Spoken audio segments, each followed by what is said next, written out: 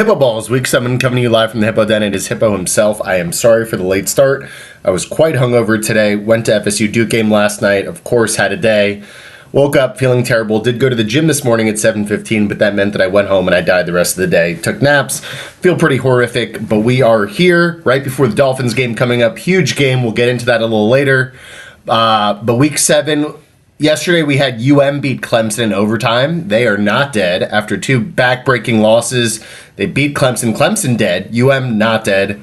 Big win for UM. Of course, FSU beat Duke. Also a huge win against a ranked team. FSU still looking great. Start off with who's back. It's Britney, bitch. Britney Spears is back. She's been on the dead list for years, but you can't kill what's already dead. She is releasing a memoir. Her memoir comes out this week, and we've had a sneak peek of it. And it goes into basically her beating her conservatorship, dancing with knives.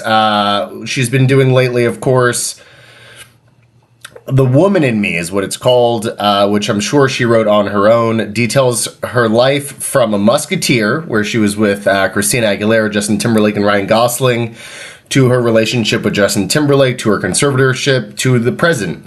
Some highlights: her dad used her image. She states that her dad used her image for cash flow and said to her, "I'm Britney Spears now." I guess he thinks that crazy stuff. Of course, she's a crazy person. She also, huge bomb, ridiculous bomb, says that she had an abortion with Justin Timberlake's baby. What a fumble that was, getting that abortion. She could have been locked in with JT for life. Instead, she's kind of a bum. Maybe she makes a comeback here. I hope so.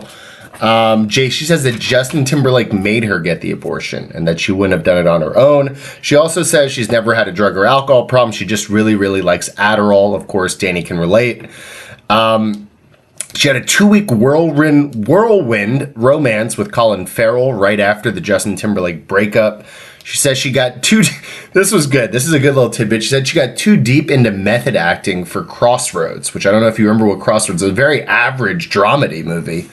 But she says that she got too deep into the movie and she lost who she actually was. She was too much in character. She thinks she's Daniel Day-Lewis for Crossroads. Ridiculous. They're also talking, Shonda Rhimes is also talking about doing Crossroads 2. Let's see if Britney comes back for Crossroads 2. I don't know if mentally she can take it.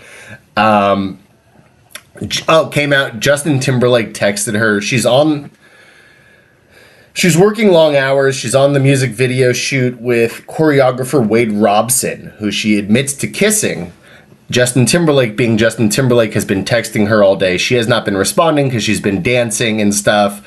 He texts her, "It's over!" Explanation point, explanation point, explanation point. That's how their relationship broke up. She did admit to kissing Wade Robson, the choreographer. She said she didn't cheat. She just kissed him once. Justin Timberlake still was not having that and booted her after making her get an abortion. Pretty juicy stuff. Would love to read the book. Probably won't, but maybe audio tape. They said what's her name is going to be the audio tape reader.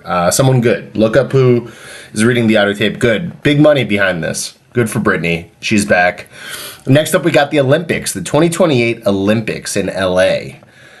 They dropped that we're going to get some new sports in the Olympics. We got cricket, lacrosse, squash, and flag football added. Of course, America's going wild because we're the only country that really even plays football, so it's super unfair. It's in LA, and we have NFL players like Tyreek Hill talking about playing in the Olympics. I mean, just think about the poor Uzbekistani farmer lining up and getting smoked by Tyreek Hill and getting grittied to death as his family gets exiled from his country. Gonna be hilarious. Gonna boost viewership for the Olympics for sure. Next up, we got who's dead. We got Michigan State. Michigan State's been on the dead list a few weeks after the Mel Tucker stuff, where he's jerking off to that girl on the phone.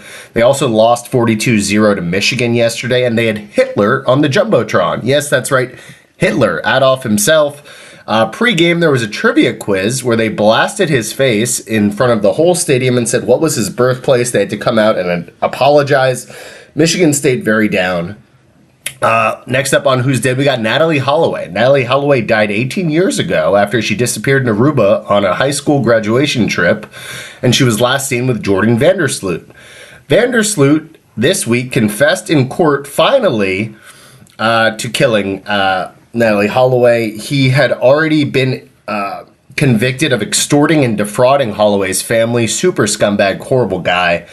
He tried to sell information about the location of her body to her mother for $250,000. He was sentenced to 20 years for financial crimes, and he's already in an ongoing prison sentence running concurrently in Peru for killing another woman and trafficking cocaine. He says that she rejected his advances, so he bludgeoned her with a cinder block and pushed her into the ocean. Aruba somehow, statute of limitations on a homicide in Aruba is like 10 years. Just go to Aruba, kill whoever you want, and then just hide for a little bit and you're good. Statute of limitations gone on that. Pretty crazy. They said they're still looking into the murder, but he's admitted to it and there's nothing Aruba's going to do about it. So that's about that. Lastly, on Who's Dead, we got the Scholastic Book Fair. Yes, a favorite of our childhood. The Scholastic Book Fair is dead after caving to the anti-woke, the DeSantises of the world.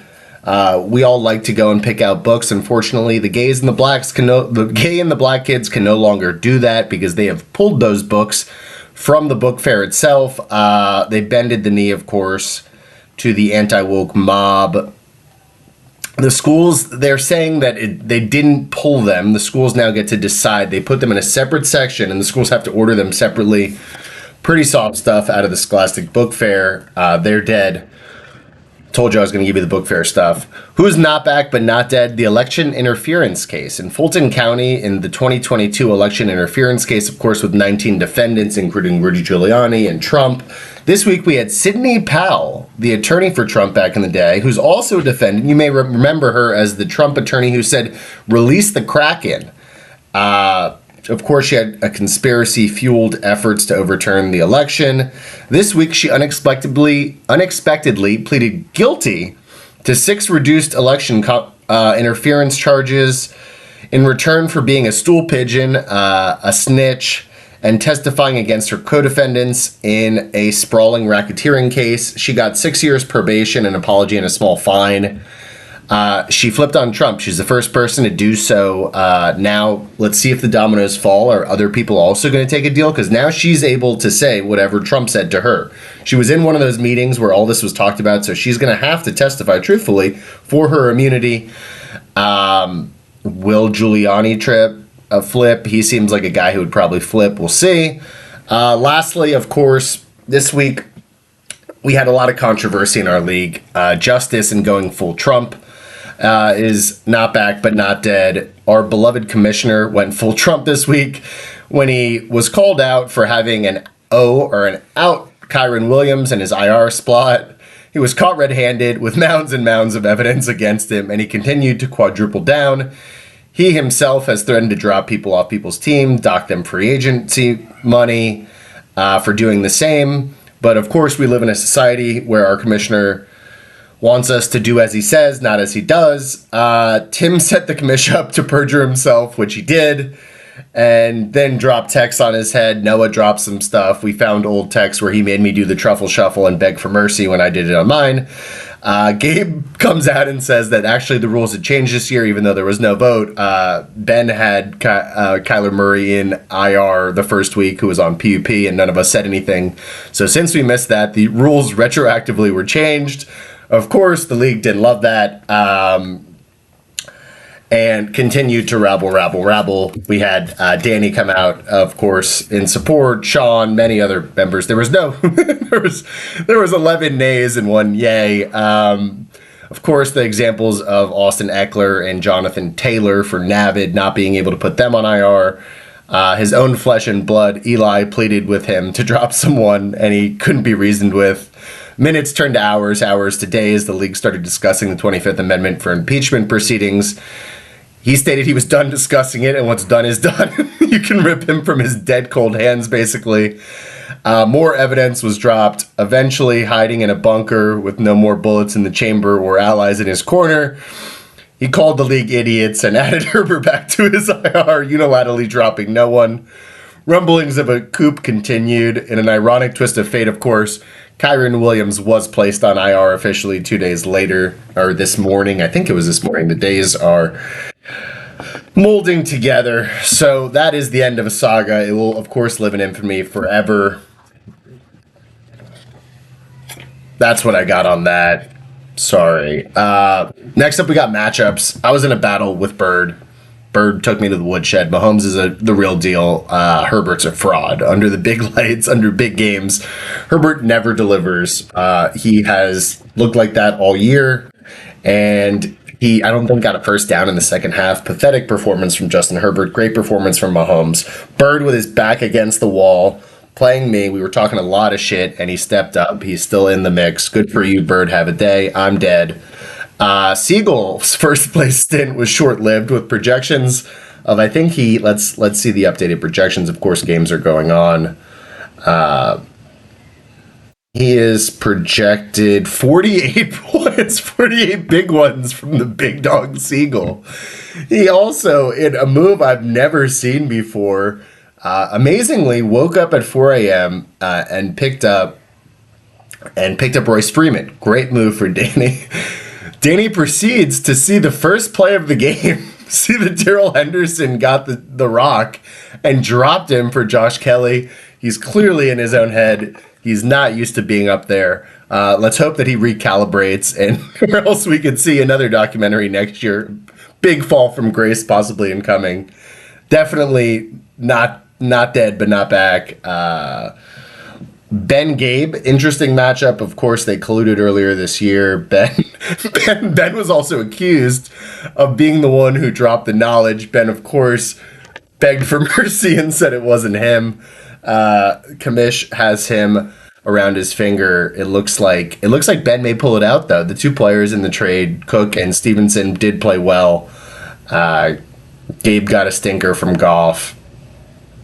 His running backs didn't do anything, so it looks like Ben will pull that out. Navid's team looks horrific this year. He's lost. I talked to him, and he said that he doesn't know what's real or what's up and down anymore. He's done for the year. May as well pack that in. Sean's team is super duper legit. Sean's team very much in the championship conversation. Eli fraud this week.